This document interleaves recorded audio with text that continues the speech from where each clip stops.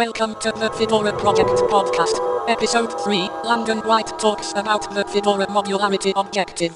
Welcome back to the Fedora Podcast. This is Episode 3. I'm here with Langdon White, lead of the Modularity objective in Fedora, and he's going to talk about what is modularity. Welcome, Langdon. Hi, thanks for having me. So we have this thing called modularity that we are trying to push really hard, and we want you to explain what is modularity. So if you've ever used a Linux distribution before, you know that there are many users who kind of run into what we often refer to as the too fast and too slow problem. So what that means is for, let's say, a developer, they want the bleeding edge version or the cutting edge version of some tool chain, and it may not actually be in the distribution yet because it's not considered stable, right? So that is a problem for the developer because that means they have to go hand build those components and deliver them themselves and then maintain them, etc. And then hope that the version that they decided to settle on is the one that the distribution picks up the next time the distribution changes, usually major versions. The too slow problem that's the too slow problem. The too fast problem is when you have your application and it's running on some kind of current version of some tool chain, and the distribution leapfrogs you. So in other words, the distribution releases a major version, and now they have the newest version of that tool chain, and now your stuff doesn't work. So what do? Well, right now there's lots of different ways to try to solve that problem. One way is to kind of pin to an old version. One is to go manually hand build stuff. Things like Copper start to relieve this problem a little bit. Sometimes, depending on what you're trying to accomplish, maybe in both directions, usually more forward than backward. So this is the kind of the crux of the problem that we're trying to solve. We're also using that using the solution to that problem to try to also simplify what we understand about the overall distribution and the kind of components of it, and make how it comes together more generic, or let's just put it like less tightly coupled to, say, just straight RPMs. And we have a very defined delivery process for the RPM distribution. We need to be able to deliver other things more simply, so things like containers or things like the different editions of Fedora. So we get locked into how we deliver those things based on the way we traditionally build Fedora over time. So modularity allows us to have some more flexibility in our build infrastructure as well. So those are kind of the two big aspects of it.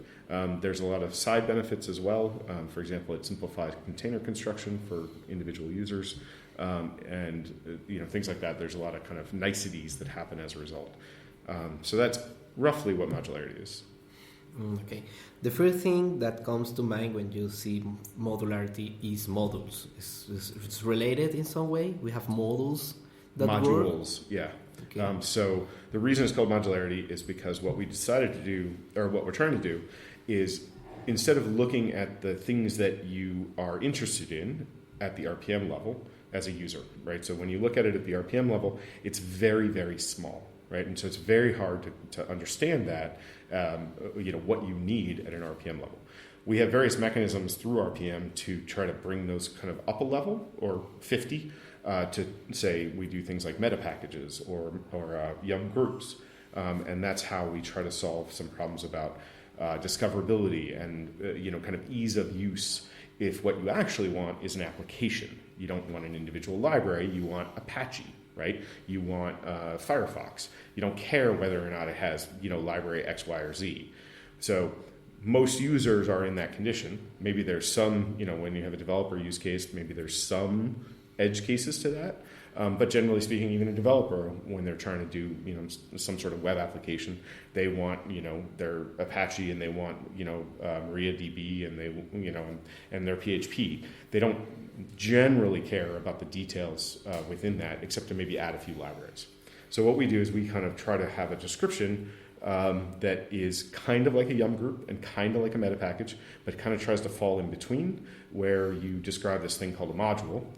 And a module allows you to say, these are how you get this application, or how you get this like larger component. And it is made up of RPMs, but it describes the whole thing as well as the versions of those RPMs that go together so that they continue to work. So when I say I want Maria 10, then I get this set of libraries, but if I want Maria 5, I get a different set of libraries, right? So that we know they can work together. Then we can kind of couple that into actually with another Fedora objective, into the Fedora CI infrastructure, so that I can say, hey, this version of Maria, the module, we know that all these versions of the RPMs work together because we've actually tested them all together. So we know that as a unit they work together, and we don't necessarily need to test them as a unit against everything else. We only need to say Maria is going to provide, say, a service, like database service on some port maybe, and that's going to be publicly exposed, but that the internals of Maria can be left to the Maria module.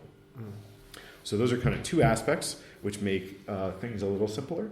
The other thing that we added into modules is the ability to specify what we call install profiles. And so, for example, there's a RPM package out there that will let you install Apache so that HTML pages are served out of your home directory rather than out of var www. I can't remember the name of that package. I can never remember the name of that package, so I have to go find it. What I want to go find is Apache, or HTTPD, and I want to just say, you know what, I want to install that for development to actually contribute to the HTTPD code base, or I want to develop HTML pages, or I want to run production, right? So instead, what we do is actually have these, what we call install profiles on the individual module so that the end user can just say, I want Apache, and I want it for this use case. And then they will only get the packages installed in the way that that use case supports.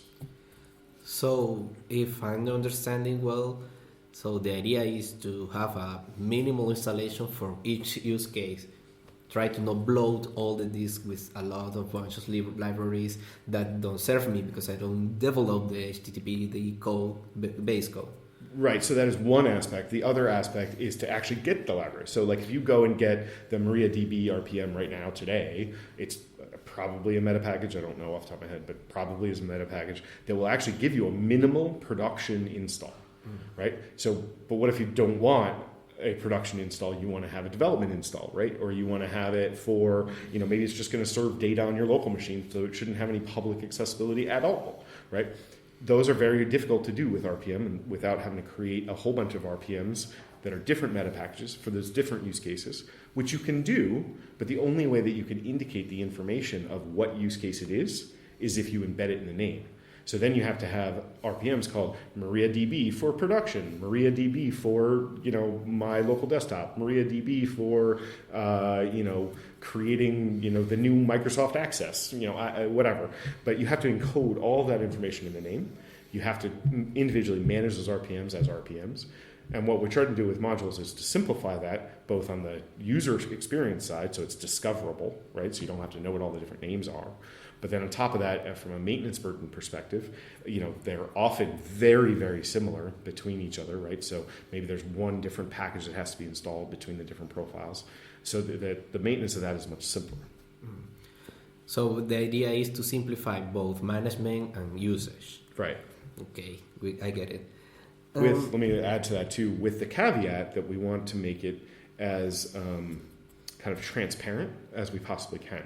So in other words, with the way we're designing and developing Fedora Modularity, you will never know that modularity is there unless you want to go after one of those special use cases. So if once the modularity bits are released, if you type dnf install MariaDB, you will get just what you expect as if you had installed it in the prior version of Fedora, because it's transparent. But then if you add a little bit more to your syntax, you can start to walk into those special use cases. Okay, that's neat. There is an onboarding process to work with modularity? To work with, to contribute to actual modularity, like the team? Yeah, it's pretty lightweight. I think there's kind of multiple aspects, right? So if you want to actually contribute to the kind of modularity project itself, what we recommend is you go hang out in #Fedora-modularity on IRC, or come to our weekly meetings. We have a modularity working group meeting every Tuesday at, I know it's 10 a.m. Eastern, but I can't remember what it is UTC. It actually started, today, half an hour ago, so 1500 UTC. And on alternate Tuesdays, we have what we call office hours, where we hang out. We promise that there will be a bunch of people floating around if you have questions about modularity. But at the same time, it's alternating Tuesdays. So that's kind of if you want to kind of contribute, if you want to go and create your own module, there is a process identified on the wiki for how to go and request a module and then create it, just like the package creation process. Hopefully it's simpler. And then if you have any questions about it, come to the office hours, come to the IRC channel, and there should be people around to help, and that usually works pretty efficiently. We have a previous attempt to ship a modularity version, right? Why in that time it failed? What failed that time? So so let me kind of explain the problem and then what was interesting about it. So for F27 we wanted to ship Fedora server as a fully modular server. And what we discovered is that to identify and maintain the low-level bits of the server, so what we refer to as the platform module and the host module and then a bunch of related modules, so the guts of the operating system itself, we found those modules were very difficult to maintain, required any package owner who owned them to opt in, like to participate whether they liked it or not. And then kind of by extension, because that had a lot of problems and was difficult to maintain, putting modules on top of that kept getting kind of delayed and blocked and stuff because the platform components were changing. So there were a bunch of problems there. So what we decided to do was that was too much risk, basically, and required too much commitment on behalf of the Fedora community, either Fedora package community specifically, on them contributing into this kind of baseline set of OS modules. So what we backed off and decided to do instead was leave the existing repository as it is, and then base our the application part of the modules on top of the existing repository.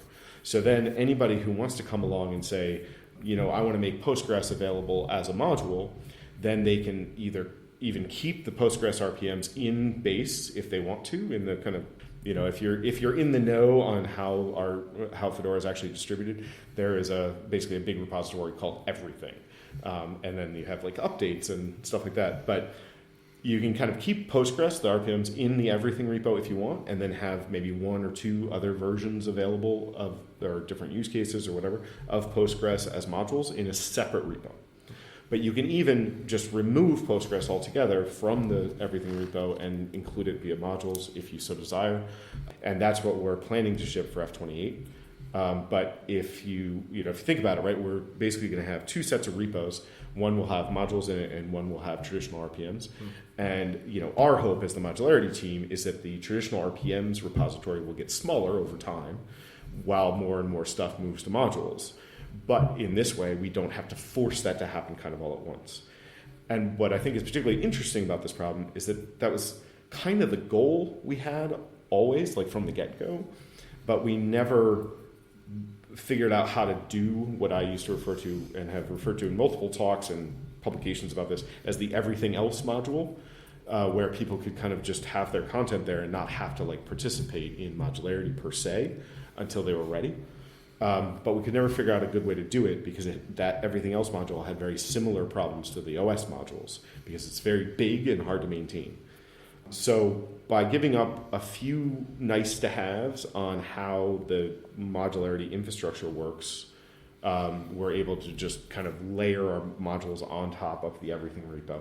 And we think that's kind of a good compromise for kind of everybody involved because it still satisfies the goals of giving end users multiple versions of things being available at once, but also satisfies the goal of kind of keeping Fedora running strong as it does, right, without having to disrupt that. Well, I found a problem like that, similar with the thing you're trying to solve. I was trying to install a package called Qt, this IRC client, and it requires me to have a previous version of the Hunspell library. So maybe with modularity we can try to solve this kind of problem, to have Qt with his version of Live Hunspell and the current version of Live Hunspell to other other programs. That's exactly what it's trying to solve. And then the problem, obviously, then is now we have two versions of, what'd you say, Hunspell? Hunspell. Yeah. Two different versions of that now floating around and having to be maintained in Fedora. So we do need policies around whether, or how often or for how long we're going to allow that to happen. And so that does introduce some difficulties, but at least the technology won't be the reason why you can't do that.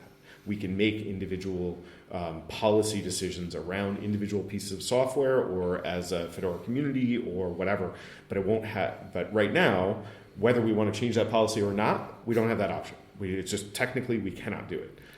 Well, it's not entirely true. We can do it in a bunch of really ugly ways. So we generally try not to. So this way we'll have a kind of a clean version or clean way to do this, an understood way that builds through our infrastructure properly, and then we can decide whether, on an individual basis, whether it's a good idea or not. Yeah, I think this easy the way for users. Because, for example, because I'm inside the project and I know a lot of stuff and I have a bunch of IRC clients, maybe for me, don't be able to install Qt is just like nothing I have except I have anything. But if we have another user that just read that he Google IRC client and the first one was Qt and he tried to install and can have installing in his machine, he's just going to be pissed off. Mm-hmm. We try to make the life easier for the users, and I think that's really, really good for the project. I'm not a developer myself. I used to be. This kind to seem related to a concept that is managing Python developer that is called virtual environments. Yep. This is kind of this. Yeah, so before we, kind of decided to do the podcast, right, we've talked a little bit about this before, and the symptom of too fast, too slow kind of is a well-known symptom in the distribution world, like in the Linux distribution world. And there are numerous attempts to try to solve some of those symptoms. So if you are a Python developer, you might use, one of the environment tools. There's actually a new one, I think, that's popular now to try to solve that. So basically you can kind of say, okay, for this project, I want to have these libraries. For that project, I want to have those libraries.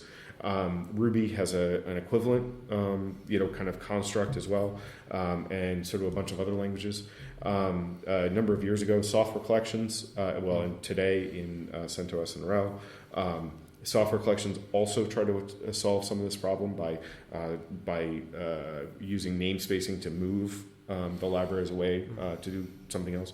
Off the top of my head, I'm trying to think of some others, but there's got to be, like, when I have my notes in front of me, there's probably 30 to 50 attempts to solve this problem from basically various different perspectives. They're making trade-offs depending on who is most important to that use case, right? So a Python developer is fine with, which I can't believe I can't think of the name of it, but that tool chain. But if you are a system administrator with a similar problem, you want your muscle memory to work. You want it to be DNF something or another to make this work. So a software collection might actually solve that better for a system administrator, because it's basically you're doing trade-offs based on what do you already know, right? And so what we're trying to do with modularity is take your muscle memory as any kind of Fedora user, and it works, your muscle memory kind of works for how you might go about solving that problem without having to use specialized solutions for different use cases. And it's particularly problematic, and the reason why I can't think of the Python one is for what we refer to in the developer space as polyglot developers who jump languages all the time. Having to remember the syntax for each of these individual tools is very difficult. So every time I need to go and use one of them, I have to go look up how to use it again. So when you switch like that and you can't just rely on your kind of day-to-day operations, it's much harder. So that's, like I said, so there's many, many different solutions to this problem that have occurred over the years. Compat libraries are actually also a similar solution to this problem. There's even been proposals of doing what we refer to as name mangling. So you have RPMs that have kind of complicated names. There's tons of them. I read somewhere something called the Voltron server. Is just related with modularity? Yeah, so the Voltron... So, we've been doing this for a few years now. So the F27 server had a lot of publicity around, actually trying to get it into mainline Fedora. The prior version, we wanted to do a prototype, basically, and that was the Voltron server. So we decided to call it Voltron. It was a joke. It's a portmanteau of this old cartoon in the U.S. called Voltron, that actually has been redone again on Netflix, which is about these 5 cats that are robots that they're driven by people, and they come together to build Voltron, which is this big robot with a big huge sword, and bolt-on, right? So which is a term in English for when you attach something to the side, right? So you bolt it on. So it's a portmanteau of Voltron and Voltron. So, you bolt on a bunch of things and it's better than it was before and it's powerful. And we have Smooge to thank for the name. It came up at a meeting and it was just kind of a joke. But that's what the Voltron server was basically a prototype version of what we wanted to do with Fedora server. You have something that you want to share with the public, with the people, maybe that is interested in what it is like a user or what it is from the perspective developer that you want to share as a final thought? Yeah, so definitely check us out. If you want to kind of follow along with what we're doing, we try to publish to the community blog under the modularity subject. We also try to publish to the council periodically on what we're doing. Check out the council meetings when we're going to be presenting or look at some of the prior presentations. I've also given a number of talks in various places. I'm actually giving one at Scale this weekend. And, so definitely engage. I mean, what we need is feedback. What we need is help. We really believe in our solution. We really think it's going to make a lot of people's lives easier. But obviously there's some bumps to get there. And, so we really hope you are interested. We hope you follow along. We hope you just reach out to us and give us your feedback. That's the biggest thing we want. Well, thank you, Langdon. That's all the time we have for today. We expect to have another episode released in 2 more weeks. Thank you, everyone, for listening. Thank you for listening to the Fedora Podcast. See you in 2 weeks with more interesting interviews.